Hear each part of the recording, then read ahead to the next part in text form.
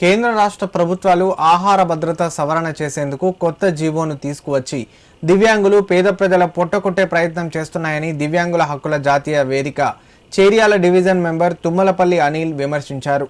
కొత్త సవరణలు మానుకొని పాత పద్ధతిలోనే అంత్యోదయ కార్డుల ద్వారా రేషన్ అందజేయాలన్నారు. ఈ మేరకు సిద్దిపేట జిల్లా కలెక్టర్ కార్యాలయం ఎదుట చేర్యాల డివిజన్ దివ్యాంగులతో కలిసి నిరసన వ్యక్తం చేశారు. అంత్యోదయ కార్డుల ద్వారా పంపిణీ చేస్తున్న రేషన్ బియ్యం అటు దివ్యాంగులకు ఇటు నిరుపేద కుటుంబాలకు ఆసరాగా నిలుస్తుందన్నారు.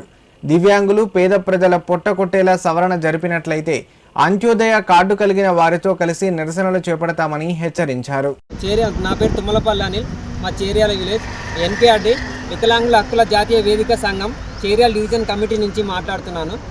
కేంద్ర ప్రభుత్వం 2013 ఆహార భద్రతా చట్టం ప్రకారం చట్టం తీసుకొచ్చింది. ఆ చట్టాన్ని సవరణ చేయాలనే ఆలోచనల్లో కేంద్ర ప్రభుత్వం రాష్ట్ర ప్రభుత్వం ఉంది. ఆ చట్టం సవరణ చేస్తే వికలాంగులకు అలాగే నిరుపేద కుటుంబీకులకు చాలా అన్యాయం జరుగుతుంది. ప్రతి కుటుంబంలో వికలాంగులు ఉంటే వికలాంగులకు అంత్యోదయ కార్డు అనేది ఉంటుంది. ఇదివరకు గతంలో అంత్యోదయ కార్డు అనేది ఉండేది. ఆ అంత్యోదయ కార్డును తీసేసే ఆలోచనలో కేంద్ర ప్రభుత్వం ముందుకేసుకుంటుంది. ఆ ఆలోచనను వెనక్కి తీసుకోవాలని మేము సంఘ ఎన్పిఆర్డి వికలాంగుల హక్కుల జాతీయ వేదిక ద్వారా మేము డిమాండ్ చేస్తున్నాం.